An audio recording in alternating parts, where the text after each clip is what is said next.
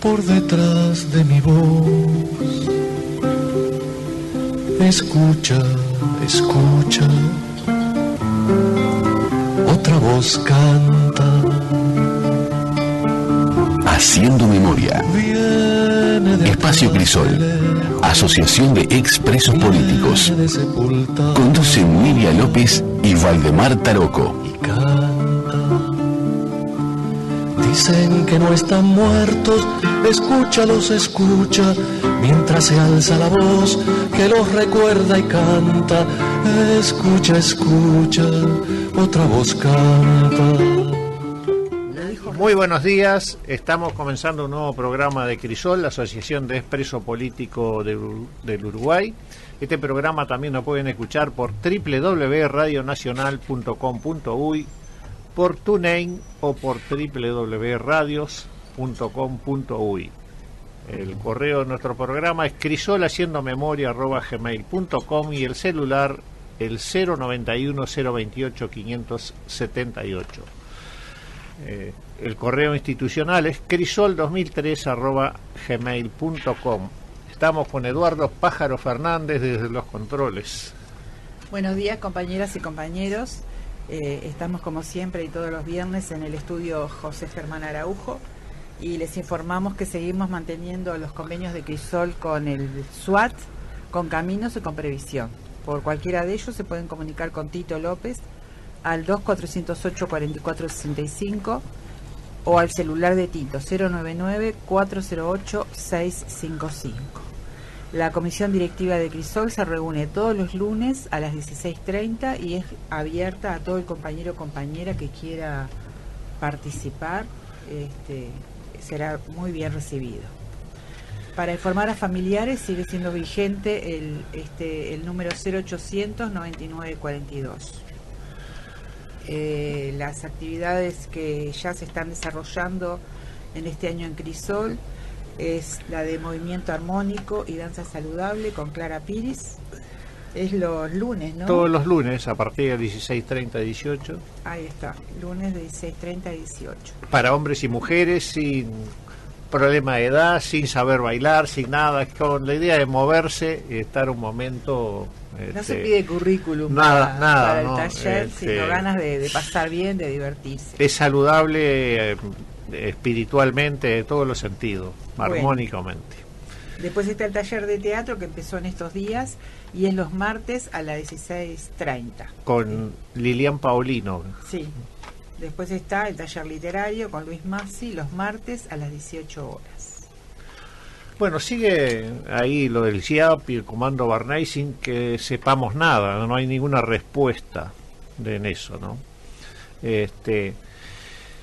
Las actividades que hubieron en los últimos tiempos, el viernes 22 hubo una recolocación de la placa por Walter Canciani en el Cerrito La Victoria, en la calle San Martín y Bruno Méndez y Cosa Revuelta, que había sido vandalizada por 2 veces la placa, ¿no? Sí, como varias otras, ¿no? Sí, como siguen las vandalizaciones, como ya van muchas, ¿no? Sí. También se inauguró la placa en la Casa del Liberado, en la calle Cebollatí, el miércoles 27, en homenaje también a Elisa de Lepiani, fue una de las iniciadoras de lo que fue la Casa del Liberado, ¿no? Apoyo a todos los compañeros que iban saliendo. Sí, esa Casa del Liberado fue fundada por Elisa y otras madres también. Muchas madres, ¿no? más, ¿no? Muchas madres de expresos y desaparecidos que estaban allí para recibir a las compañeras y los compañeros que iban saliendo de la cárcel. Bueno, anoche hubo una mesa redonda en Crisol sobre la reforma de la caja militar, muy buena mesa redonda, donde los invitados fueron Rosario Tauriño y Gustavo Buquet, sí. Donde estuvieron planteando un poco Buquet, que está participando en la elaboración de la ley orgánica militar, ¿no? Cosa muy interesante lo que es la cantidad de oficiales que hay, de coroneles, no tenía ni idea, ¿no? De lo que aumentó después de la dictadura, más que se duplicó, lo que le está costando al país, más de 550 millones de dólares anuales, y según estimaba Vergara, para el 2020 va a llegar a los 700 millones de dólares esa deuda, ¿no? Bueno, otra información, lo de un gol a la impunidad, ese denuncia que hubo contra Zuluaga, que hacía el torturador que hacía la seguridad de la selección uruguaya. En la denuncia que hubo, por suerte la selección uruguaya lo sacó, ahora han citado en el juzgado a los familiares también, que son firmantes de la denuncia esa, el día 3 de abril a las 14 horas en la Fiscalía por el caso Zuluaga en Cerrito y Misiones. Así que atenti que los torturadores y asesinos contraatacan en esto, ¿no? Sí, están insoportables. Va a haber que hacer, están agrandando al mucho, están saliendo a hablar y eso, como ha hecho Manini Río, y Zuluaga hace una contradenuncia. Por eso hay que acompañar a los familiares ese día, el 3 de abril a las 14 horas en Cerrito y Misiones, en la Fiscalía, ¿no? Después el Memo Reimann ha parido su libro. Al fin. Tan... No fue solo Tiscornia el que anotó cosas en su sueco famoso, sino el Memo Reimann, Guillermo Reimann, ex presidente de Crisol también, no olvidemos, ¿no?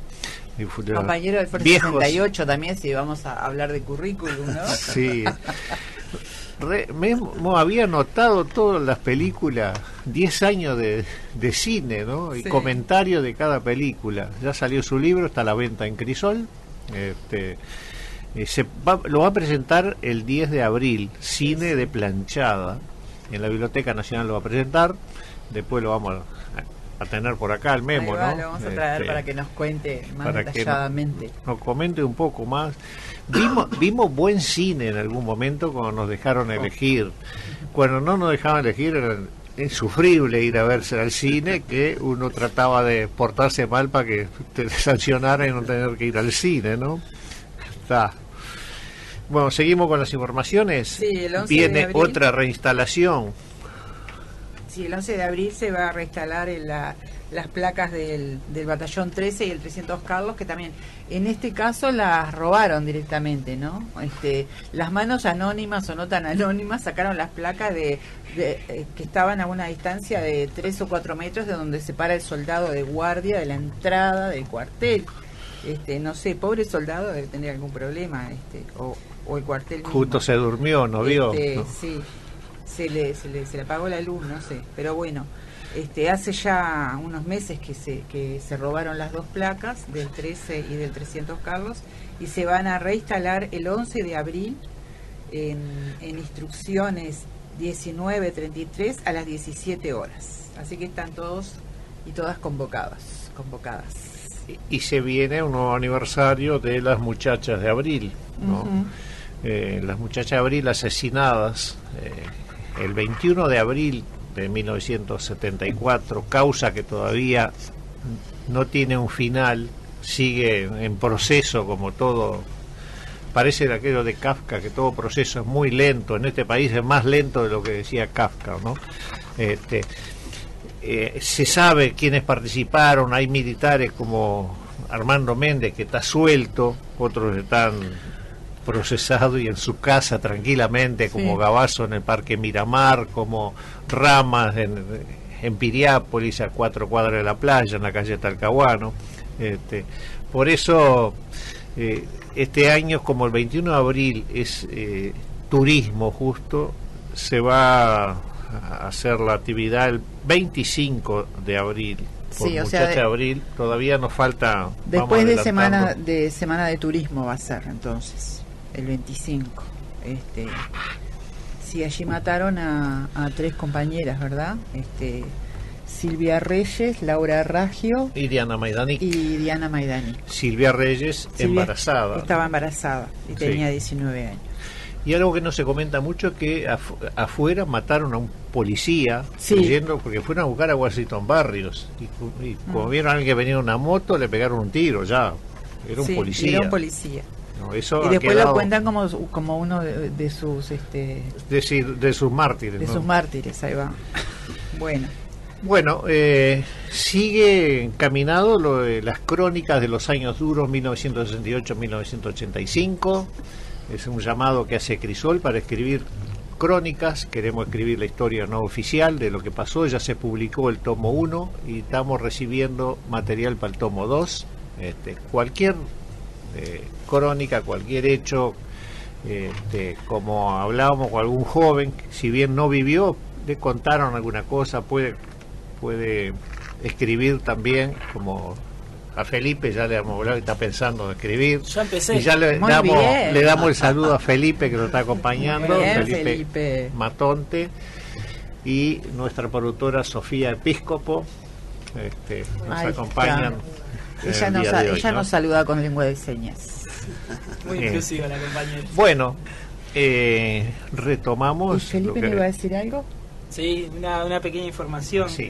Este domingo 31 es el Día Internacional de la Visibilidad Trans, y ante la juntada de firmas para derogar la ley aprobada recientemente que reconoce los derechos de las personas trans, sí, se va a estar en el Callejón de la Universidad a partir de las 11 de la mañana hasta las 14:30, entregando los pañuelos amarillos para salir a defender nuevamente este derecho reconocido.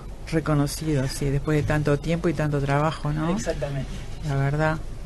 Sí, bueno, gracias, Feli. Hay denuncia en cuanto a cómo fue la juntada de firma y eso, pero... Sí, de que fue como bastante llevada de los pelos, ¿no? Que le mintieron a la gente para que firmara. Sí, como suelen hacer muchas veces en este tipo de juntada de firmas, ¿no? Bastante oscuro el tema.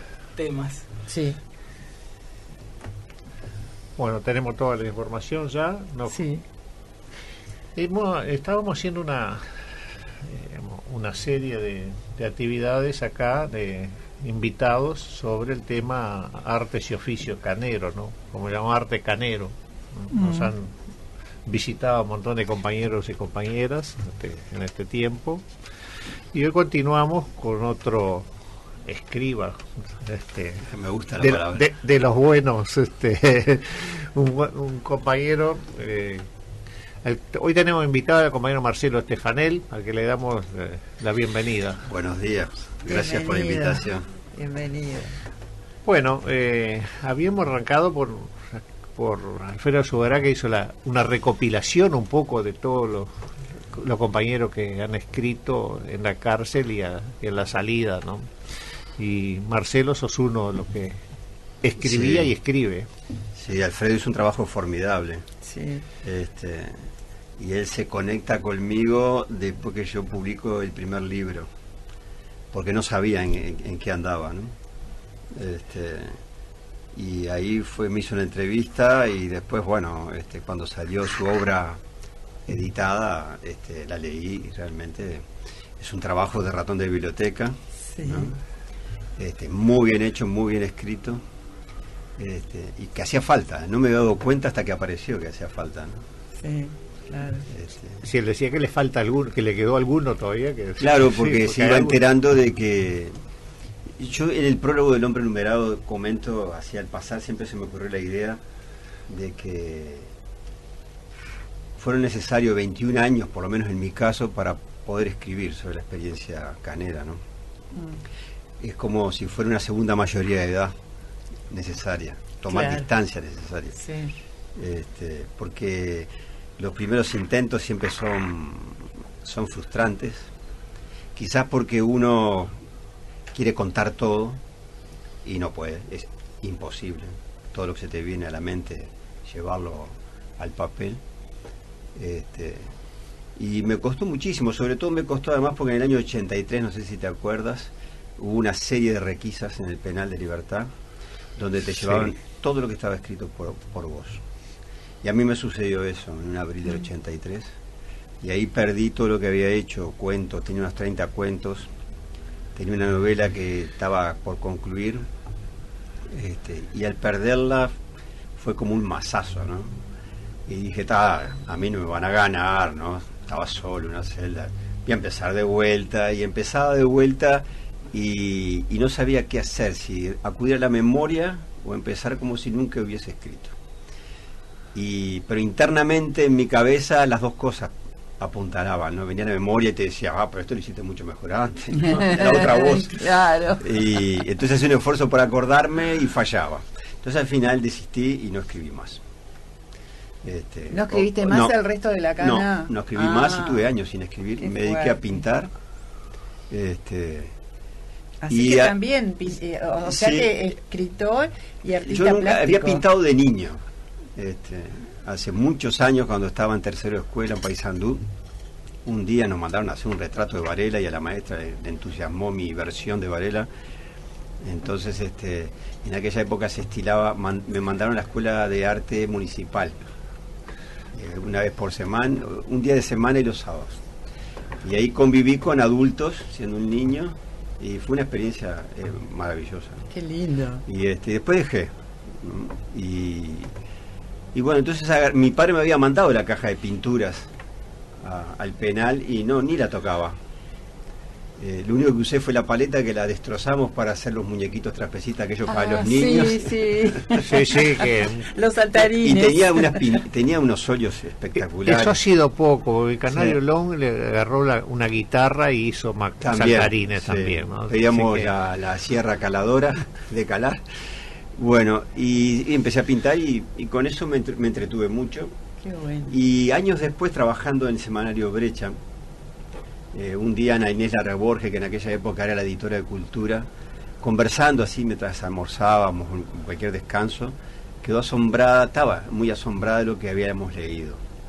Entonces me dice, ¿por qué no escribís, dice, una serie de tu experiencia como lector en la cárcel? Entonces hice unas 8 o 10 columnitas, no me acuerdo bien, que se llamaba Leer en Libertad. Ah, qué lindo. Y bueno, ahí recién me empecé a lanzar, digamos, de vuelta, como a desentumecerme.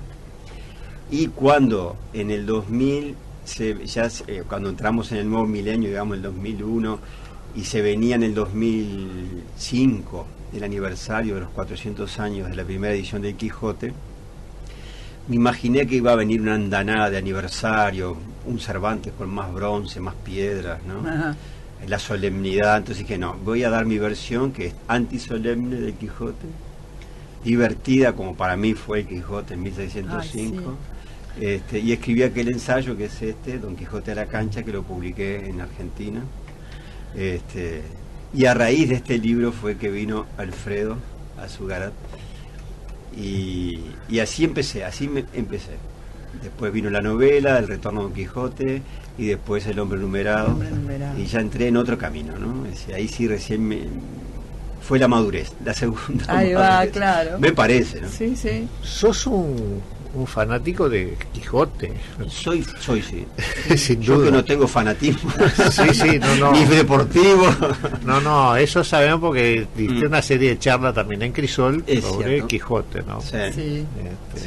Es algo que te apasiona. Sí, fue como un deslumbramiento para mí, sobre todo porque cuando lo pedí allá en el penal por el año 75 a la biblioteca nuestra, que era tan notable, lo pedí como diciendo, bueno, a ver si ahora le puedo entrar, ¿no? Yo qué sé, pues. Ay, sí. El recuerdo que tenía del liceo era una obra aburrida, ¿no? Yo qué sé, nunca la entendí. Y sin embargo, un tío mío que había sido profesor de literatura, un poeta, allá en Paysandú, me daba siempre la otra versión, porque todos los días así en la playa o en casa hablaba de Sancho y de Quijote como si fueran nuestros vecinos. Claro.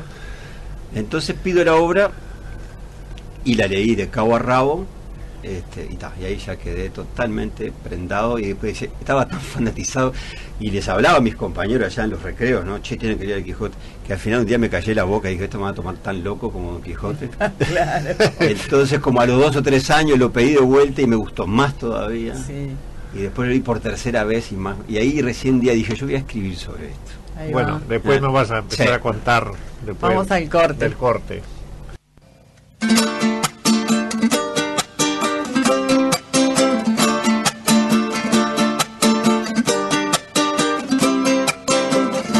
Se suma un nuevo sonido a las orquestas del día, a las orquestas del día. Se suma un nuevo sonido.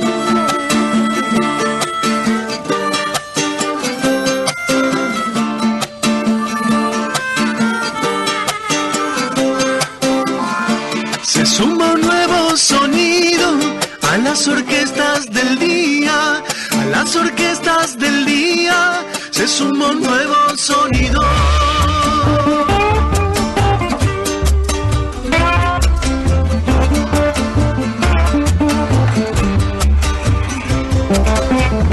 No lo medirá tu oído, que sorda es la lejanía, se suma un nuevo sonido a las orquestas del día.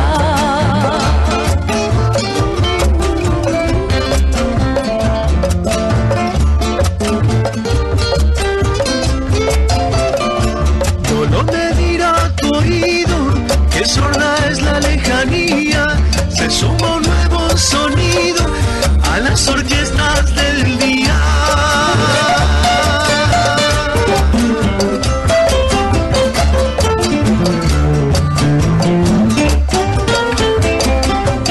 Cuando amanecen tus ojos, Reposo sobre tu pecho, ando postrado en el lecho del amor y sus antojos.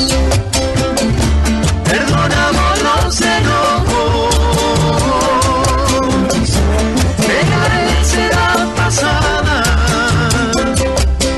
tu piel en la madrugada, tibia, suave, tiernamente, y con la mentira ausente, prende la luz apagada, prende la luz apagada, te entrego mi corazón, te entrego mi corazón, te entrego mi corazón.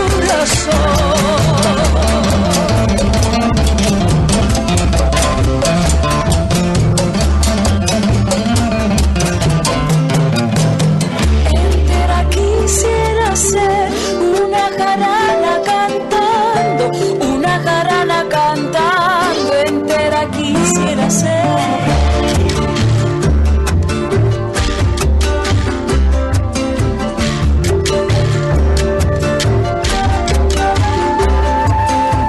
entera quisiera ser una jarana cantando, una jarana cantando, entera quisiera ser.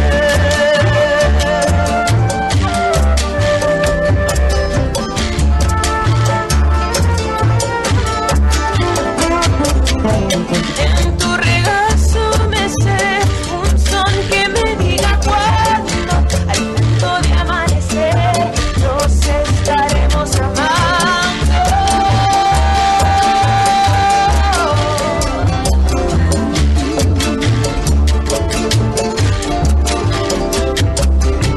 En tu regazo mecer un son que me diga cuándo, al punto de amanecer, nos estaremos amando.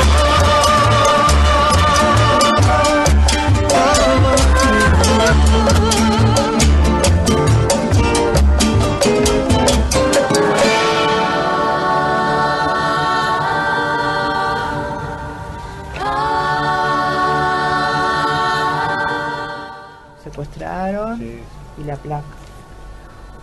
Uno siempre trata de quedarse con la mejor imagen en el recuerdo, y es así que con sus vaqueros gastados y alpargatas negras, armando un pucho un domingo de fútbol de fines de los 60, en camino a la cancha de la Puaza para jugar un partidito en el Juan Rosas, y con su inconfundible sonrisa pícara y dulce a la vez, lo recreo en mi memoria.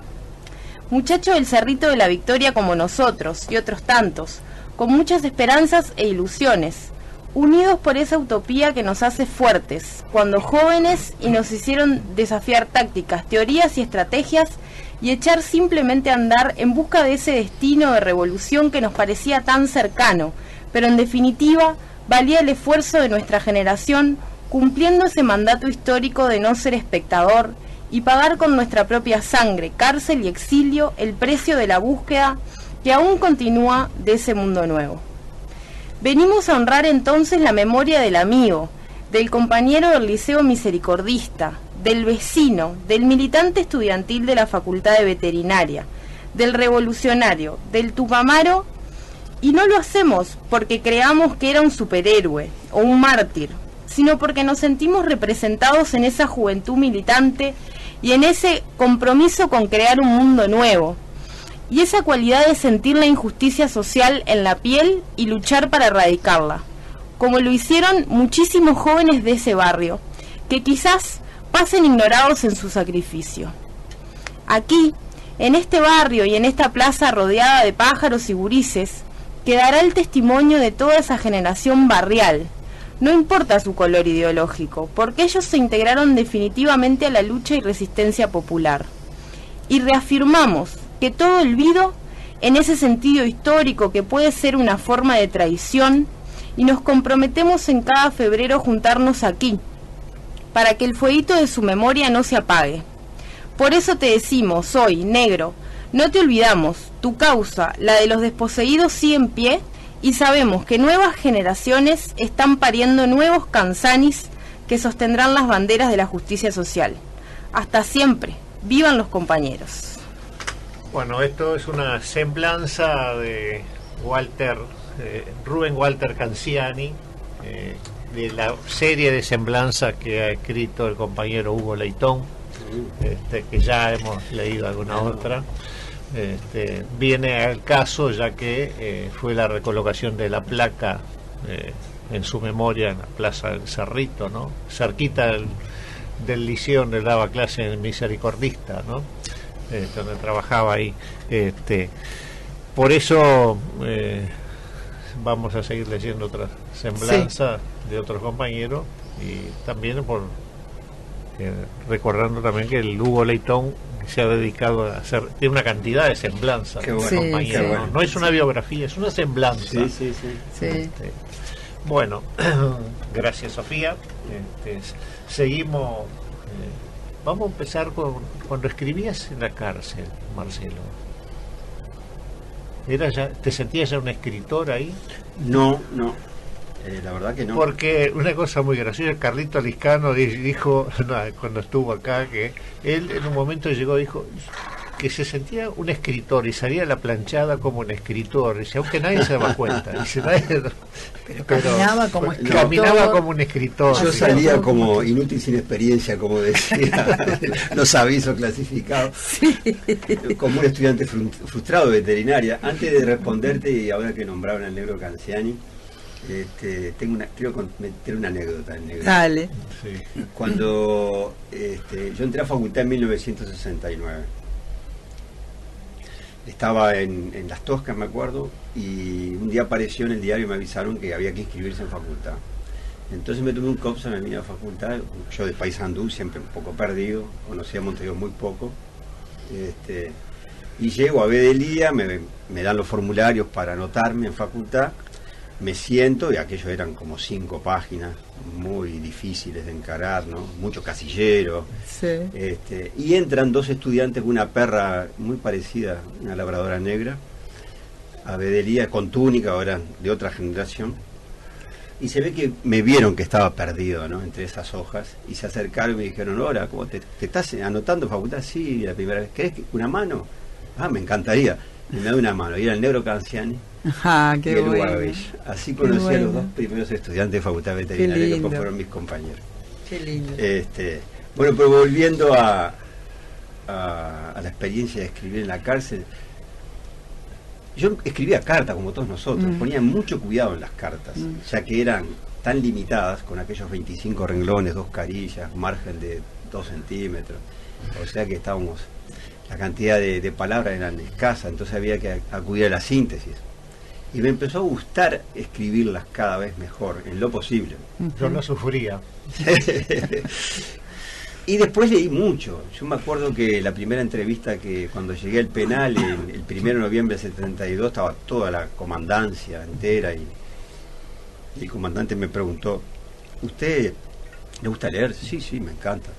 Bueno, pida lo que quiera, acá este va a ser una cárcel modelo, va a ingresar cualquier libro. Ah, qué bien. ¿Usted leería a Mao? Sí, cómo no. ¿Leería a Marx? También lo leería, sí. Bueno, pida, insistió que pidiera. Entonces yo no podía creer un poco, ¿no? Estaba medio idiota después de todo el pasaje del recibimiento en el penal. Pero bueno, la primera cartita pedí. Y efectivamente, hasta el golpe de Estado podíamos pedir cualquier libro y entraban 2 libros por paquete y por preso. Conclusión, a los pocos meses teníamos miles de libros, una biblioteca enorme, y los compañeros que eran bibliotecólogos empezaron a organizar aquella biblioteca central.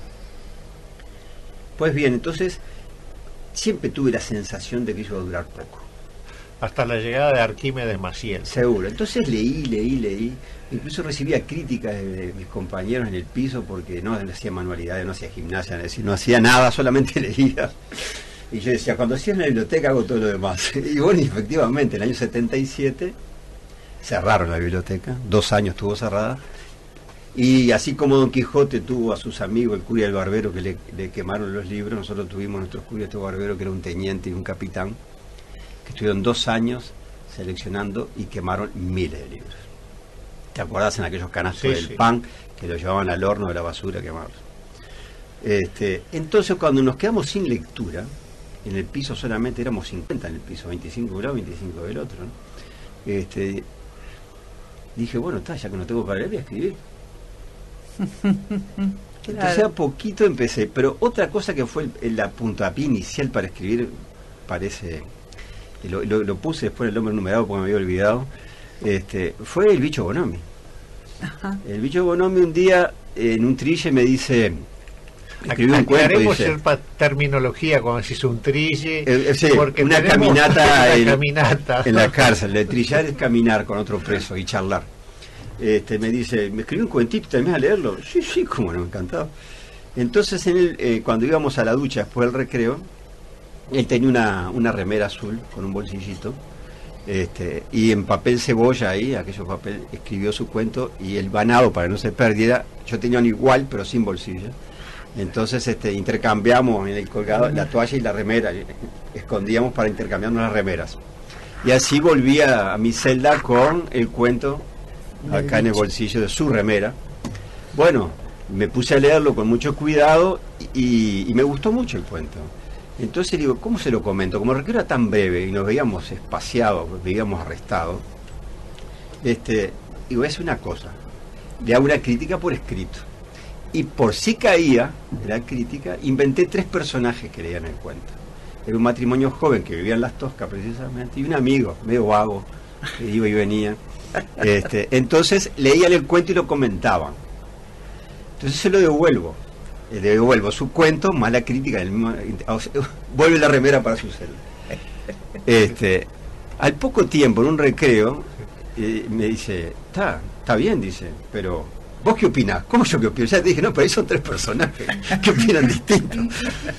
Bueno, así empezó un intercambio de todos sus cuentos y me animé, y los míos yo se los pasaba a él. Así empezó el proceso de escribir.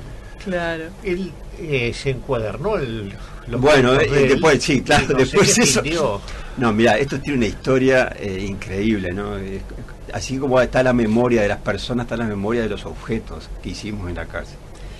Se le ocurrió a Félix Nieto, al compañero Nieto, al pochero Nieto, íbamos pasando los cuentos del bicho. Entonces, hacer un libro. Y entre el vasco, el vasco, se me pasó el nombre.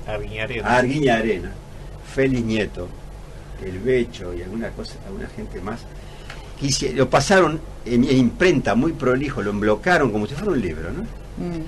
Lo ilustraron y lo encuadernaron y así salió Por el camino de todos. Es un libro, única edición, único ejemplar. Cuando me llega a mí, lo empiezo a leer en un orden que hizo el autor, ¿no? Ya no era el orden que venía en la remera. Parecía otra cosa. Editado parecía otra cosa. Y pasa lo siguiente, me cae una requisa y me lleva el libro. Los oficiales me llaman. Al poco tiempo me llaman del S2, ahí, del Departamento de Bienestar y Recreación, ¿te acuerdas que le llamaban? Nosotros decíamos de Malestar y Represión. Sí, el S2. Me llevan y me dicen, ¿y este libro es suyo? Sí, es mío, mi autor del libro. ¿Y quién lo encuadernó? Yo. Lo encuadernó usted, sí. ¿Y quién lo ilustró? Yo también. Bueno, el tipo se empezó a enojar por cómo yo todo me hacía autor. Entonces me mandó arrestado y el libro desapareció. Al cabo de 2 años viene un sargento y me dice: ¿este libro es suyo? Sí, apareció por el camino de todo. Y me lo devuelve. Yo no podía creer, lo revisaba por todos lados, a ver si tenía algo raro adentro el libro. Y por allá vuelve el sargento otra vez y se lo lleva. Y dije, bueno, fue preso de vuelta el libro. Y no era para poner el famoso sello de censurado, en la primera 30. Página y en la 30. Entonces el libro se convirtió en un libro legal, así, estaba legalizado por la represión. Claro. Entonces no dije nada a nadie, y al poco tiempo era el cumpleaños de Eduardo, del Bicho Bono. Entonces fui y digo: tengo un regalo para hacerte, hermano. Le digo: feliz cumpleaños. Y le di su libro. O sea, el libro que dábamos por perdido, y aún hoy está en sus manos. Qué bueno, qué linda historia. Bueno, esa historia, eso es parte de por qué uno va desarrollando. No sabía qué había pasado con el libro, ¿no? Bueno, seguimos después del corte. Okay. Dices.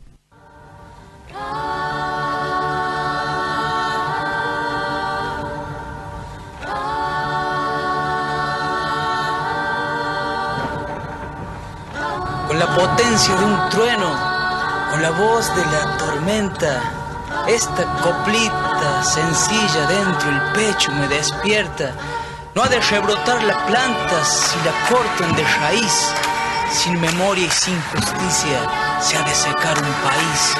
Ante abuelas, ante madres, heroínas de la historia, esta copla se arrodilla, honrando lucha y memoria. Coplitas para lo justo, ecuménico ideal, de que nadie es más que nadie, que pa' todos igual. Difícil andar estos tiempos, traer un hijo a la tierra, más de amor puro un segundo vale más que cualquier guerra.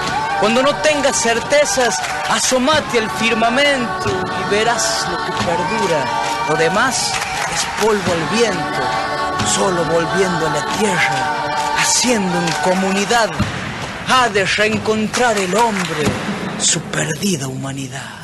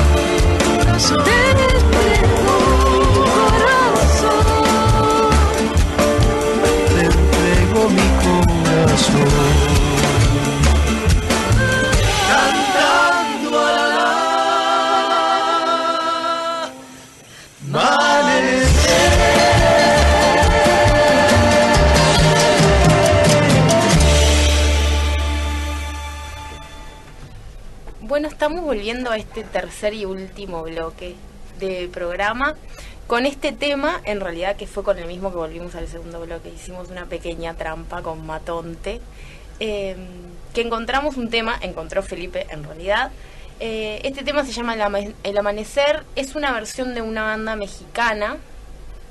Y lo interesante que tiene es que está hecha con la misma dinámica que usa Playing for a Change, que es una organización de músicos que busca visibilizar músicos de todos los lugares del mundo y que graban con esa dinámica, músicos en distintos lugares tocando la misma canción o grabando el mismo tema. Y es una colaboración de Playing for a Change y una organización argentina que se llama Tocando en Red, que lo que hace es busca visibilizar a los artistas y a los músicos argentinos y latinoamericanos.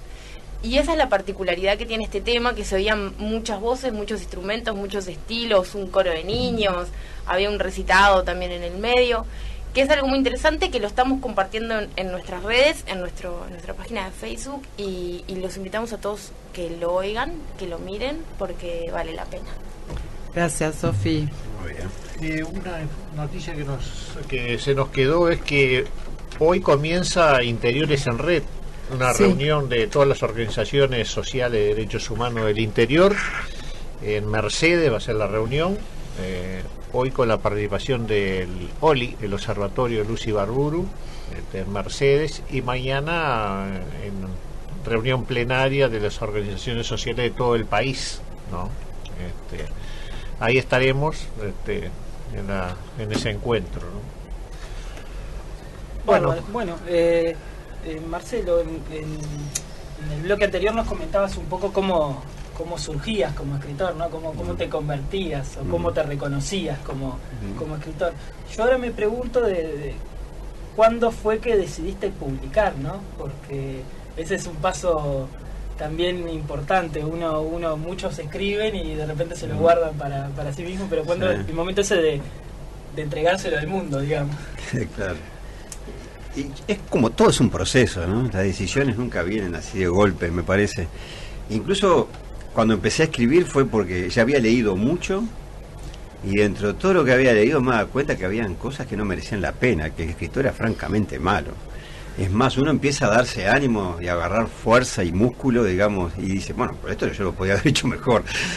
Entonces, y una vez que uno empieza a escribir, creo que va madurando también el hecho de que es bueno compartirlo, ¿no? Que un día se haga libro eso, ¿no? Pero es como una nebulosa que se va aclarando de a poco. Yo francamente, cuando escribí el primer original sobre Don Quijote a la cancha, el ensayo, tenía un solo propósito y era desmitificar a Cervantes y su obra, y que el lector contemporáneo se anime hoy a saltar todo ese ropaje que se ha dado a la obra de Cervantes con los siglos y vuelva a ser el lector primigenio, el del siglo XVII, ¿no? Que lo leía y se reía, disfrutaba. Y bueno, ni bien lo terminé, empecé el periplo, ¿no? Ya me animaba a publicarlo, digo, decía, esto vale la pena, el mejor homenaje que le puedo hacer a Cervantes y su Don Quijote en el 400 aniversario es que esto se haga libro.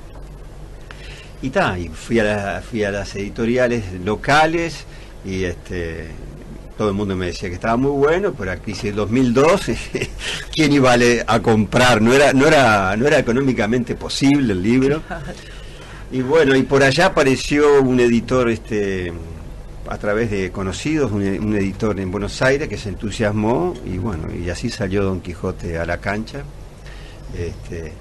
Y lo otro que vino después es medio como consecuencia impensada, ¿no? Porque tú fíjate, yo voy a Buenos Aires a presentar Don Quijote a la cancha a la Feria del Libro, me está esperando el aeropuerto mi editor, y cuando vamos en el coche rumbo a la ciudad, me dice, supongo que tendrás algunos otros textos para publicar. El tipo estaba embalado. Digo, no, pero me gustaría hacer una novelita donde Don Quijote termine como yo le hubiera terminado, combatiendo y muriendo en combate, no renegando la caballería en su cama, enfermo. El tipo se puso tan nervioso que salió de la autopista, fuimos a un boliche, nos sentamos a tomar un café. Bueno, contame, quería saber detalles. Y se ve que lo tenía en algún lugar en el cerebro esto, porque enseguida le dije, mira, para mí tiene que ser de 6-7 capítulos la novela, de la misma extensión que la primera salida de Quijote, que son 6 capítulos. y así rematar, digamos, la cuarta salida de Don Quijote, hacerla atrevidamente yo, ¿no? Y bueno, conclusión, volví a Montevideo y en 40 días salió la novela. Qué ¿no? Entró como una especie de vorágine donde no podía detenerme, no podía hablar con nadie, me convertí en un insociable. Y arriba del COPSA venía para el trabajo y escribía en un papel y volvía y escribía, después me tenía que traducir a mí mismo, si no, no me entendía la letra. Y así salió esta novela, ¿no? El retorno de Don Quijote, Caballero de los Galgos. Y ahí ya me animé, ahora me animo a publicar a tal punto, mirá, si me habré convencido de este oficio inventado o reinventado, que la última vez que renové el pasaporte me dicen, ¿viste que te pregunta oficio? Ajá. Y digo, ponga escritor. Ya me agrandé del todo. Muy bueno. Sí, ya me agrandé del todo. Acá hay un abrazo de Alfredo Alzugará, que dice que la anécdota con el bicho Bonomi está en trinchera de papel. También, ¿no? Qué bueno. Así que, vamos a reciprocidad con Alfredo. Y con ese ganaste el premio Bartolomé Hidalgo. Sí, en ficción, ese año me gané el premio y bueno, y eso ya, yo qué sé, fue muy importante para mí ganar el Bartolomé, ¿no? No solamente por quién fue Bartolomé Hidalgo, todo es, la misma feria es un hecho importantísimo acá en Montevideo. La estatuita esa de bronce del gauchito con la guitarra, sí, es formidable.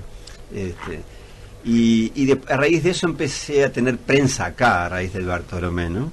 Entonces empecé a ir a las radios, a los programas, y hablar de lo que me gusta, que es hablar de Cervantes, ¿no? Y bueno, y después esta novelita le gustó mucho a los venezolanos y se editó en Venezuela en ediciones de La Rana, El Perro y la Rana se llama. Hicieron otra versión, digamos, está muy bien editado el libro, preciosamente editado, quizás está mejor que lo que hicimos acá. Y esa novela surgió porque siempre me entusiasmó de Cervantes, su ingenio para narrar, ¿no? En El Quijote, cuando uno empieza a leerlo, es un narrador omnisciente, pero medio contradictorio, ¿no? Porque empieza a decir la clásica frase, en un lugar de la Mancha de cuyo nombre no quiero acordarme, está hablando en primera persona. Sí. Pero tres párrafos después, dice que hay polémica entre los autores, si salió, la primera aventura fue esta o fue la otra, o sea, como hay más de un autor. Entonces vos vas más medio como en un ring de boxeo, te están dando piña por todos lados y no sabés quién te está contando la historia. Sí. Y de repente en el capítulo 6, cuando a fines se está por lidiar con el mercader toledano a espada alzada, aparece el narrador y dice, acá se terminan los manuscritos. Quedaste en blanco, ahí se terminó la historia. Y al siguiente capítulo, el tipo desesperado sale a buscar el resto. Y en Toledo, en un mercado, lo encuentra, y está escrito el resto del Quijote, está escrito en árabe. El autor es un árabe en 1605, cuando están expulsando a los últimos moros de España. Más de 300.000 moros echaron entre 1605 y 1607. Entonces todo eso me alucinó, ¿no? Totalmente. Entonces dije, en homenaje a Cervantes y su narrador, yo inventé que heredo unos manuscritos en catalán antiguo, pues procedo de esa patria, mi familia, y con un primo catalán, él me fue haciendo los primeros, yo le mandaba los textos, cada capítulo tiene una introducción en catalán. Y consigo un traductor, y entonces juego como él, ¿no? Entonces también, como él, mezclo traductor, editor, compilador, contando la última historia.